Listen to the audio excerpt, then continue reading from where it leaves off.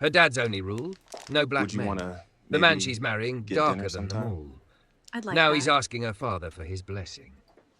I never thought I'd feel this way again.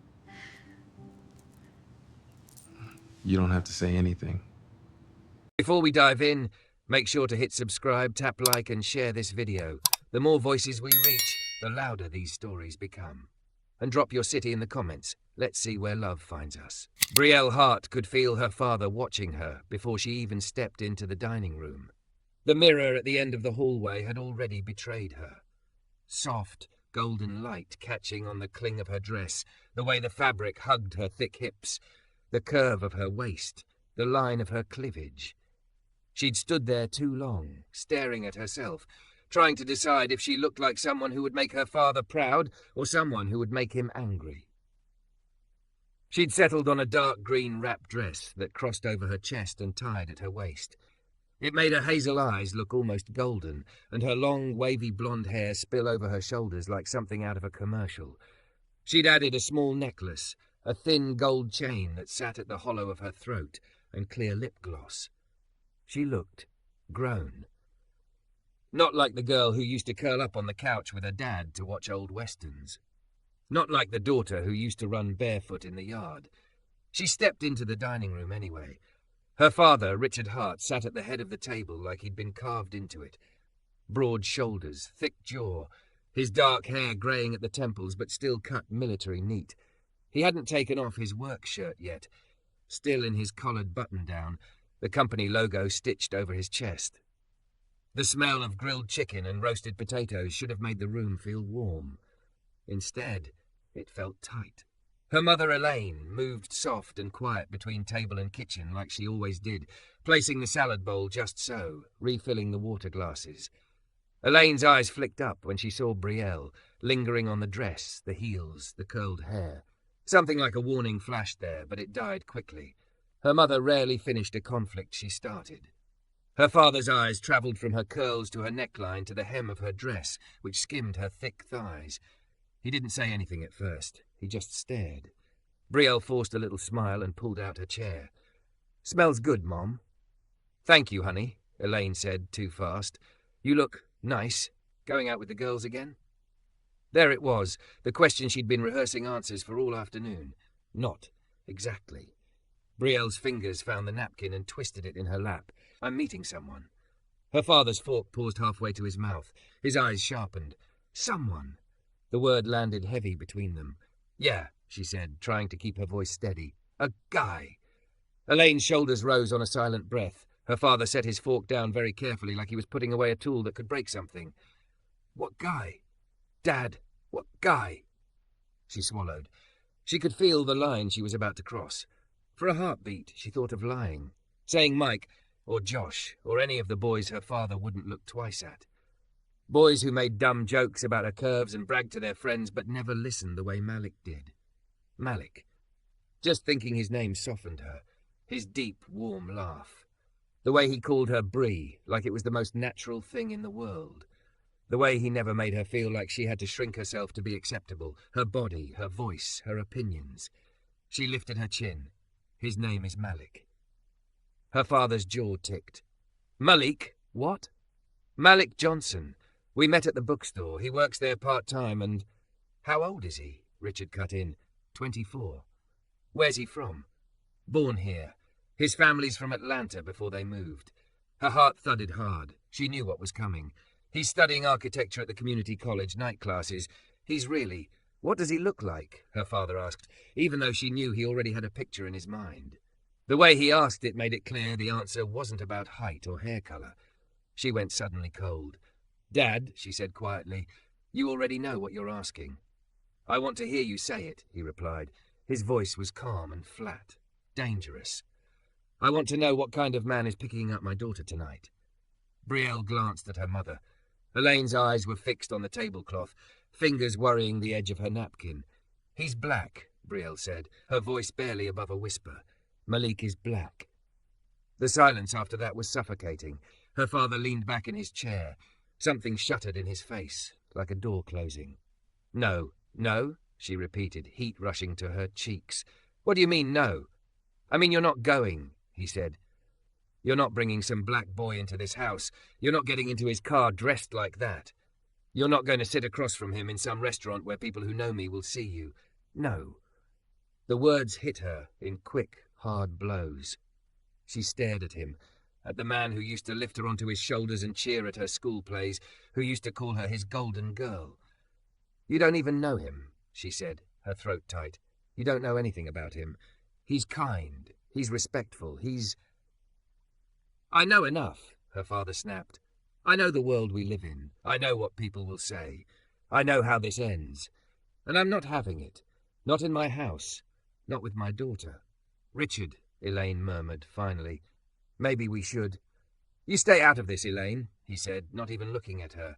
You know how it is. You know what happens to girls who don't listen. Brielle's hands shook in her lap. What happens to them, Dad? They fall in love with someone you don't approve of? They build a life you don't control?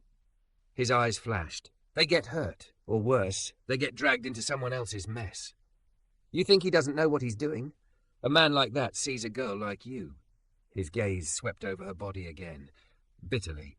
Curvy little princess, pretty face, soft heart, and he knows exactly what to say. He'll use you. Her heartbeat thumped in her ears. You don't get to talk about him like that. I get to talk about anything that affects this family, he said, and I'm telling you now, you are not dating him, and you are sure as hell not bringing him home.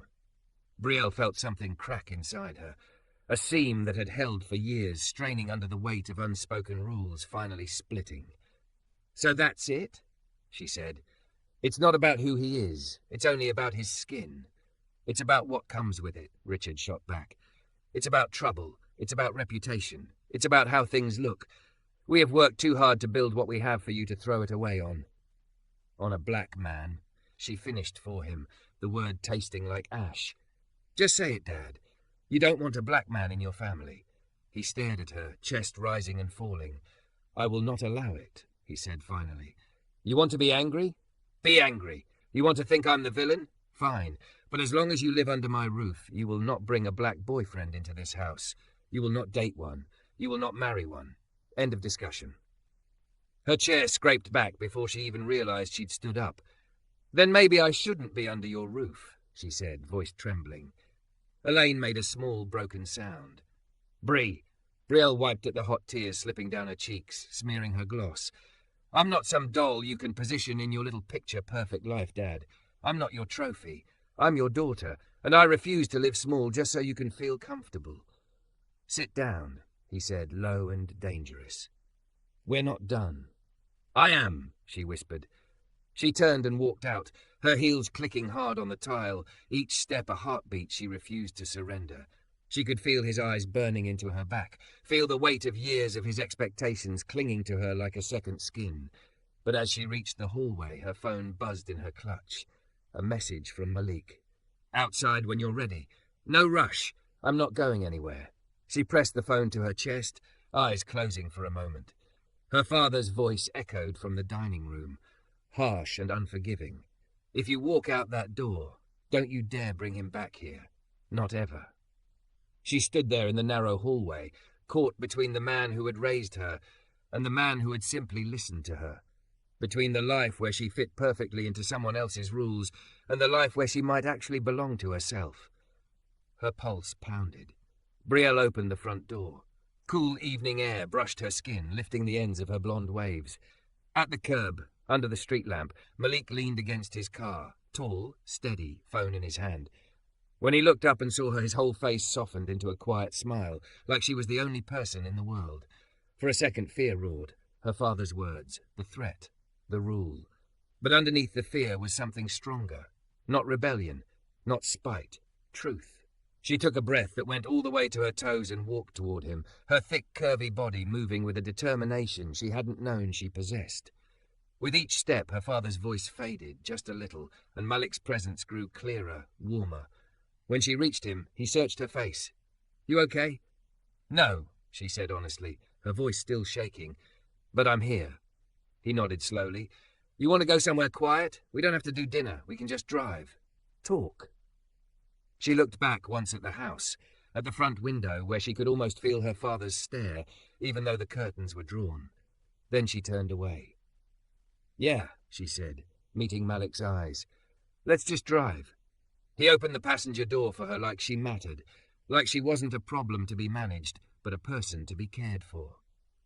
As she slid into the seat, heart bruised and eyes burning, Brielle didn't know how much would change or how long the war with her father would last. She only knew one thing with absolute clarity. The line he'd drawn in the sand. She had just stepped over, and there was no going back. The city slid past in smears of orange and gold as Malik's car hummed along the road. Brielle pressed her forehead to the cool window, mascara stinging her eyes, chest tight, like someone had wrapped wire around her ribs. Streetlights strobed across her reflection, hazel eyes red-rimmed, long blonde curls fallen from their careful shape, dark green wrap dress clinging to her thick, curvy frame. She looked like she was coming home from a party, not walking away from the man who'd raised her. "You want the music on?" Malik asked quietly, fingers relaxed on the steering wheel. She shook her head. "My dad already yelled enough for both of us." He huffed a soft breath that wasn't quite a laugh. "You told him?" "I had to." Her voice cracked. "He asked what you looked like. Not your height. Not your hair. He wanted me to say it. He wanted it to hurt." Malik nodded slowly, jaw working. "And when you did?" "He said no," she whispered. "Not just no, I don't like him. It was, you're not bringing some black boy into this house, not ever, like you were trash on his lawn." Malik's fingers tightened just once around the wheel, then loosened again. "I'm not trash, Bree." "I know that." The words came out fierce. "You're the only person who's made me feel like I'm not too much, not too loud, not too soft, not too big. My dad." She swallowed, throat raw. "He looked at me like I'd done something disgusting." For a moment, Malik didn't say anything. The only sound was the low hum of the engine and the faint buzz of tires on asphalt. "I'm sorry he did that," he said finally, "but I'm not surprised." Her head snapped toward him. "Is that supposed to make it better?" "No," he said gently. "It's just, I've had this conversation before. Not with you, with other girls. Different town, same script. He's a good kid, but you know how people talk. Think about your future. We don't want any trouble." His mouth twisted. "Some of them stopped seeing me. Some kept sneaking around until their dads got tired, or they did." She flinched. "You think I'm going to give up on you?" "I think you just walked out of a house where your dad basically told you his love comes with a color chart," Malik said. "And I don't want to pretend that's not going to mess with you, or with us." The words sank in like stones. She stared at his profile. Strong nose, full lips, dark skin catching reflections from the dashboard glow. He didn't look angry. That scared her more than if he had. "I don't want to sneak," she said. "I'm not 15. I'm 22. I pay some of my own bills, I work, He pay your tuition?" Malik asked, eyes still on the road. Heat crawled up her neck. "Part of it."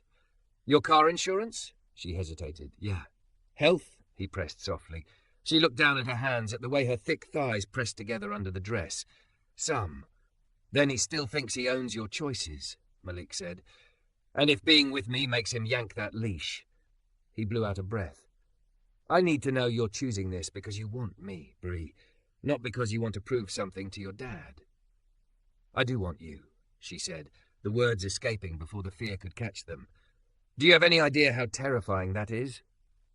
That made him glance over, just for a second. There was something raw in his eyes when he looked at her, something almost reverent. "Kinda, yeah." They drove in silence for a while, the city giving way to quieter streets. He pulled into the empty parking lot of a lookout spot she liked, a hill where you could see the whole town spread out, lights like low stars. When he parked, he turned off the engine, but left the accessories on. Soft air moved through the vents. Outside, the world was quiet. "Talk to me," Malik said. "What do you want?" She stared out at the lights, hands twisted in the fabric over her lap. "I want my dad to apologize. I want him to see you the way I do. I want him to look at me and not flinch when I say your name. I want to bring you home for dinner without having to brace myself." "That's what you want from him," Malik said. "What do you want for you?" The question hit somewhere deep and sore. "I want." She stopped, tears threatening again. "I want a life that isn't built around his rules. I want to love who I love without feeling like I'm betraying my family. I want to stop wondering if there's something wrong with me because I'm thick and curvy and blonde and I like men who don't look like him." I want peace. Malik nodded, forehead creasing. I can't promise peace. Not with him in the picture like that. She let out a broken laugh. You're really bad at selling yourself, you know that? I'm not a product, he said, half smiling. I'm a person. And if I'm going to be in your life, I need you to see all of it, including the fact that I'm not going to beg your father to tolerate me. She turned fully toward him, curls brushing her bare shoulders. You're not the one who should be begging. Maybe not, he said, but I also won't be your rebellion. The words stung. Is that what you think this is? I don't know yet, he admitted. Sometimes when you talk about him, I can't tell if you're running toward me or away from him. She stared at him, feeling exposed in a way that had nothing to do with the low neckline of her dress. That's not fair. It's honest, he said quietly. And I need honest, Bree.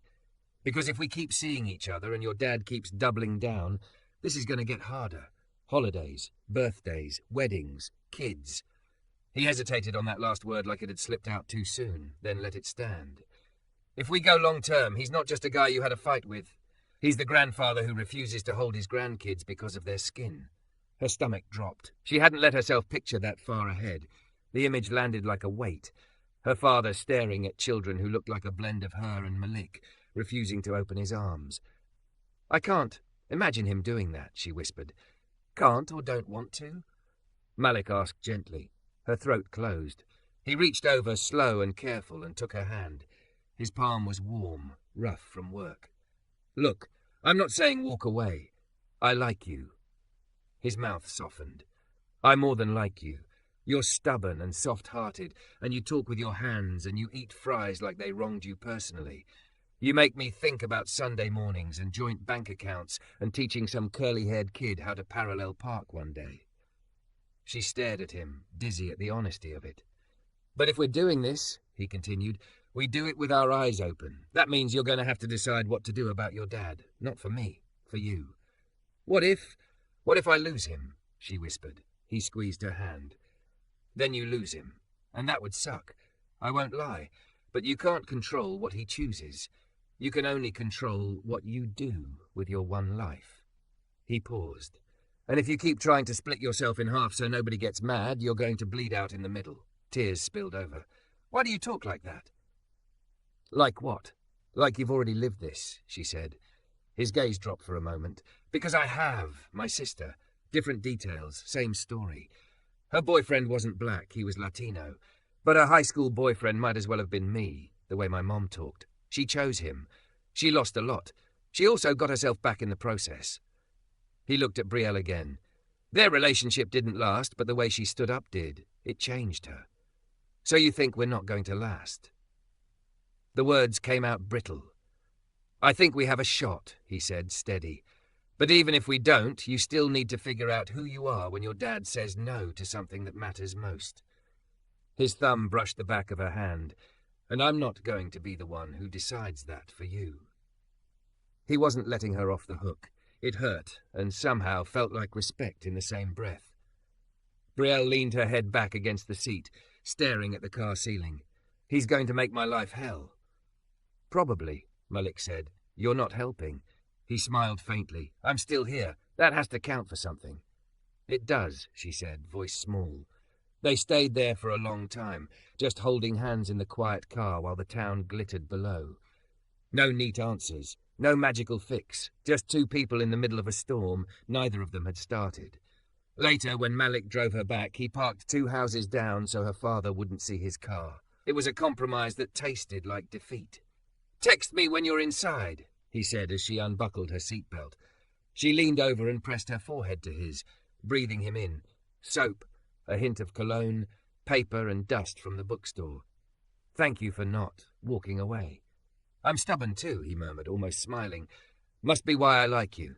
When she slipped out and walked toward her house, the porch light was already on. A silhouette moved behind the curtain in the front window. Her chest tightened. Inside, the argument came like a storm. Her father's voice raised, her mother pleading for everyone to calm down. Words like disrespect, shame, after everything I've done, thrown at her like stones. He threatened to cut her off, to change the locks, to tell the family she was lost. Somewhere in the middle of it, Brielle realized something cold and clear. He loved the idea of her more than he loved the reality of her. That night, she slept with her suitcase half packed at the foot of her bed. In the weeks that followed, their house became a war zone in slow motion. Her father stopped talking to her at breakfast. Her mother's eyes stayed red. Malik stayed patient, but she could see the strain in the way his shoulders tightened whenever she showed up to their dates with fresh hurt. "I don't know how long I can keep doing this," she whispered one night, sitting on his couch, legs tucked under her, his hoodie drowning her thick frame in warmth. He looked at her for a long time, pain and care tangled in his gaze. "Then don't," he said. "Don't keep doing this. Change it, one way or another." She didn't know then that one way or another would involve packing that half-filled suitcase all the way, signing a lease on a tiny apartment across town, and learning what it meant to stand on her own shaky feet. She also didn't know that no matter how hard she tried, she wouldn't be able to force her father to see Malik as anything other than a line he refused to cross. And she had no way of knowing that years later, a different man with darker skin and the same calm steadiness would stand in her parents' kitchen, shake her father's hand, and earn a respect Malik had never been given. That part of the story hadn't started yet. For now, all she had was the sound of the zipper on her suitcase, the echo of her father's last ultimatum, and Malik's quiet, unwavering offer. "Figure out who you are, Brielle, and if I fit in that picture when the dust settles, I'll still be here." The first thing Brielle noticed was how the dress hugged her. 7 years had passed since the night she'd walked out under her father's ultimatum, but her reflection in the full-length mirror still startled her. The ivory satin curved around her thick hips, cinched at her small waist, and framed her breasts in a sweetheart neckline that gave her just enough cleavage to feel like herself, not a porcelain doll. Her long blonde hair was half up, curls spilling over her bare shoulders. Her hazel eyes were rimmed with soft gold and brown, already bright with unshed tears. "Quit frowning," her mother murmured, adjusting the veil. "You look beautiful." Brielle's lips trembled. "I'm not frowning. I'm trying not to cry." A knock tapped lightly at the dressing-room door. Her heart stuttered. "That'll be your father," Elaine said quietly. There had been a time when that sentence would have filled her with dread. Now, as the door opened and Richard Hart stepped in, older and thinner in his dark suit, she felt something else, a tender, aching awe. He moved more slowly these days. The broad-shouldered man who once filled every doorway now carried a softness around his middle, a hint of fragility in the way he held himself. There was a faint scar near his collarbone, hidden by his tie. His hair was greyer. His eyes, though, were what had changed most. The hard edges had worn down, like stone smoothed by water. He stopped a few steps inside, breath-catching. "Brie," she laughed wetly, "if you cry, I'm going to ruin my makeup." "Too late," he said, voice rough. "You already got me." He walked closer, taking in the dress, the veil, the way she filled the room in a way that had nothing to do with size. There was pride there, unmistakable, pride that once had conditions attached. Now it didn't. "You look," he shook his head, "you look like your mother did, only more stubborn." Elaine snorted softly behind him, but her eyes shone. Brielle swallowed. "You sure you're up for walking that far?" He mocked glared. "I survived a heart attack, 3 months of cardiac rehab, and your decorating phase where everything was mauve. I can walk you down a church aisle." Her laugh broke into a sob. He reached for her hands, his grip warm and steady. It hadn't always been like this. There was a time she'd thought she'd lost him for good. She left home 3 months after that night with Malik. In the end, it wasn't one fight that pushed her out. It was the slow erosion. The way her father's silence felt louder than any shouting. The way he refused to say Malik's name, just that boy and this phase. The way he turned love into a ledger. Malik was right. She couldn't keep bleeding herself out in the middle. "Brie," he'd said one evening, sitting with her on the floor of her half-packed bedroom, their backs against the mattress, her suitcase open like a question. "I love you, but I don't want to be the wedge in your family forever. That's not a life, for either of us." She'd clung to him, heartbreaking. "So what? We give up. We choose," he said, cupping her face, his thumbs catching her tears. "You need space to become whoever you're going to be without him breathing down your neck. And I need to know I'm with you because we fit, not because I'm the exact shape of your rebellion." They promised to stay in touch. For a while, they did. Then texts got longer to answer, calls less frequent. Life, work, classes, rent crowded in. Their love didn't explode. It dissolved quietly, like sugar in coffee. Years later, she'd still smile when she walked past the used bookstore where they'd met. There were no villains in that chapter, just two young people who couldn't outrun the weight of everything orbiting them. Her father didn't forgive her for moving out. Not right away. He cut off the tuition payments, told her she was on her own since that's what you want so bad. She worked 2 jobs, took out loans, learned to live with second-hand furniture and first-hand responsibility. They spoke on holidays, stilted at first. Apologies hovered but never landed. His views didn't shift. He just missed his daughter enough to bend around his anger. Then his heart betrayed him.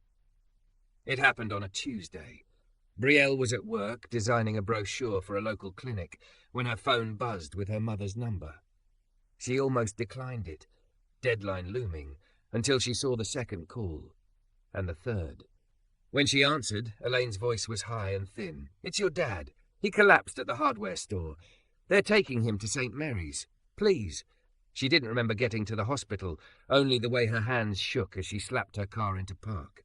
The ER smelled like antiseptic and old coffee, the air buzzing with urgency. A nurse led her to a small, too-bright room just off the main hall. Her father lay on the bed, skin pale and waxy, hospital gown exposing a chest she'd never seen without a shirt before. Electrodes dotted his skin. Monitors beeped steadily but too fast. His breaths were shallow. At his side stood a man in teal scrubs, gloved hands still resting lightly on the safety rail. He was tall, broader than Malik had been, shoulders filling out the fabric. His skin was a deep, rich brown, darker than anyone Brielle had ever dated, darker even than Malik's, so dark it picked up cool blue undertones under the fluorescent lights. His hair was cropped close. A neatly trimmed beard framed his mouth. His eyes were a warm, steady brown that didn't flinch when they met hers. "You his daughter?" he asked. She nodded, throat too tight for words. "I'm Dr. Noah Carter," he said. "Cardiology. Your dad had what we call an acute coronary event, a heart attack. The good news? He got here fast. We were able to open the blocked artery quickly." He gestured to the monitor. "His numbers are stabilizing. He's not out of the woods, but he's on the path." Her knees gave out. She grabbed the back of a chair and sank into it, sobs shaking her. Noah stepped back, giving her space, but he didn't leave. Richard's eyes fluttered open a few minutes later. He looked groggy, disoriented. When his gaze landed on Noah, something sparked, instinctive, suspicious, the old reflex. "Where's my doctor?" he rasped. "I'm right here, Mr. Hart," Noah said calmly. "I did your procedure. We're going to keep you a few days, run some tests, adjust your meds. We caught this in time." "You're the one who?" Richard trailed off, breathing shallow. "Yes, sir," Noah said simply. There was a beat where Brielle watched the war behind her father's eyes. The man who'd once said he'd never allow a black man in his family, staring up at one with his life literally in his hands. Richard swallowed. "Guess I owe you a beer." Noah's mouth quirked. Maybe start with vegetables and a walk instead. To everyone's surprise, her father chuckled and then winced as the movement pulled at his chest. "Smart ass." "No, sir," Noah said, adjusting his IV. "Just trying to stick around long enough to keep you alive." The respect bloomed slowly, like a bruise healing in reverse. Over the next few weeks, as Richard shuffled through cardiac rehab and follow-up appointments, Noah became a fixture. He explained medications without condescension, listened when her father grumbled about all these new rules, pushed him on the treadmill when he wanted to quit. "He doesn't talk to me like I'm an idiot," Richard admitted once, grudging admiration in his tone. "And he doesn't let me off the hook either. Reminds me of your grandfather." Brielle filed that away, heart-twisting. She and Noah started as nods in hallways, then small talk in waiting rooms, then coffee runs that turned into conversations on plastic chairs, about music, about the neighborhoods they'd grown up in, about the strange intimacy of hospitals. He learned she was a designer. She learned he played piano in his church band when his schedule allowed. He teased her about the way she hoarded pens. She teased him about the way he carried a little notebook everywhere. He never used his job as a pedestal. He never used her curves as a punchline. When he looked at her, she felt seen. All of her. Not as someone's daughter or someone's mistake, but as Brielle. The first time he asked her out, he did it in the least dramatic place on earth. The hospital vending machines, fluorescent lights buzzing overhead. "I know this is cliché," he said, holding out a packet of stale peanut M&Ms like an offering, "but would you ever want to? Get coffee? Somewhere that doesn't smell like disinfectant?" She stared at him, heart-pounding. "My dad would. Lose his mind." He lifted a brow. "Is that a no?" "It's a this terrifies me," she said honestly. "Me too," he admitted, "but I still want to try." She said yes. They waited months before telling her parents. Part of her thought it wouldn't matter, that Noah had already earned her father's respect as his doctor, that the gratitude would override everything else. She was wrong. The day came after a follow-up appointment. They were in the hospital parking lot when Richard glanced back through the glass doors and saw Noah touch Brielle's arm, laughing at something she'd said, their bodies angled toward each other in an easy familiarity that had nothing to do with stethoscopes and charts. Her father went still. "That man," he said slowly. "You and him." Brielle felt her stomach plummet. Noah looked at her, then at Richard, straightening. "Yes, sir," Noah said before she could answer. "We're seeing each other." The silence vibrated. "You," Richard said, pointing a trembling finger at Noah. "You think you can charm my daughter because you saved my life?" "No," Noah said gently. "I think your daughter is an incredible woman, and I'm lucky she lets me anywhere near her life. I also think I'd still be her doctor if she'd never answered my texts. Those are separate things." Richard's face flushed. "I told her." "I know what you told her," Noah said, not unkindly. "I also know you trusted me when you were scared. You listened when I said, 'Here's what we need to do to keep you alive.' I'm asking you to trust her the same way. She's telling you, 'Here's what I need to be fully alive.'" Brielle's heart was in her throat. This could blow everything apart. Her father's eyes darted between them. The man with the darker skin he'd come to respect, and the daughter he'd nearly lost once already. You could see the old reflexes flare, then falter. He walked away that day without an answer. It took time. Weeks of stiff dinners where Noah wasn't invited. Months where Richard called to ask about his meds, then tacked on, "You still seeing that doctor?" like he wasn't sure what word to use. Noah refused to sneak, just like Malik had. But he also refused to force his way in. He showed up where he was welcome. He stepped back when he wasn't. He stayed steady. Little by little, Richard's questions changed. "How's work?" turned into, "He treating you right?" Turned into a rough, barely audible, "You happy, kiddo?" The first time he invited Noah to dinner, he did it over the phone with all the grace of a man chewing gravel. "If you're going to be around," he grunted, "you might as well sit at the table instead of hovering on the porch like a stray cat." Noah smiled when she told him. That counts as progress. Dinner was awkward. There were 2 long silences and a few clumsy comments that made Brielle want to crawl under the table. But there were also flashes of something else. Her father asking Noah about his residency, Noah asking Richard about the old truck in the driveway, both men arguing about sports like the fate of the world depended on a referee's call. The night Brielle and Noah announced their engagement, her father didn't explode. He went very quiet, very still. His eyes landed on the ring, simple, elegant, and then on Noah's hand wrapped around hers. "I said I'd never," he began, then stopped. His gaze met Brielle's, and she saw it there. The memory of that teenage girl in a green dress, tears in her eyes, walking toward a car he'd sworn he'd never allow. "I was wrong," he said, the words scraping out like they hurt. "I was wrong, Brie, about a lot of things, about men like him, about what love looks like, about you." His voice broke on that last word. "I'm sorry." She'd waited years to hear it. When it finally came, she found she didn't need him to be eloquent. She just needed him to mean it. He did. Now, in the little church, Richard squeezed her hands once more. "You sure about this guy?" he asked, but there was a smile hiding in the corners of his mouth. She laughed through her tears. "You've asked him more questions than my background checks. I'm pretty sure you know him better than I do." "He's good to you," he said, voice roughening. "That's what matters." Not. His gaze flicked briefly toward the door leading to the sanctuary where Noah waited. Skin a deep, Beautiful brown against his white shirt, tie straight, eyes probably just as nervous as hers. Not the rest. Not his skin? She said softly. He winced, but he didn't look away. I spent too many years thinking that was the first thing that mattered. Then a man with darker skin than anyone I'd ever let into my life stood over my hospital bed and refused to let me die. Kind of scrambled my priorities.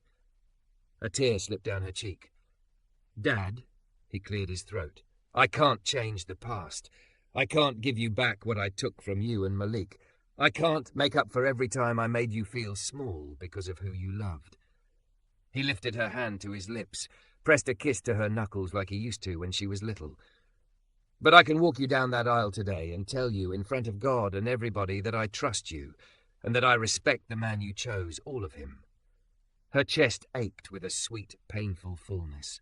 Thank you, she whispered. He offered his arm. Ready, golden girl? She slid her arm through his. The music swelled beyond the doors, murmurs dropping into a hush. She could see a sliver of the sanctuary, the flowers, the lights, the faces turned toward them. And at the end of the aisle, waiting at the altar, was Noah. Tall, broad, deep brown skin glowing under the soft lights, eyes fixed only on her. The man her father respected. The man she would marry. As the doors opened and they stepped forward, Brielle felt the weight of all the lines drawn and crossed, all the rules broken for something better. Her father's arm trembled slightly under her hand. Halfway down, he leaned toward her. For the record, he muttered, voice thick, I'm damn glad you didn't listen to me. She smiled through her tears, heart steady for the first time in years. Me too, Dad, she whispered back. Me too.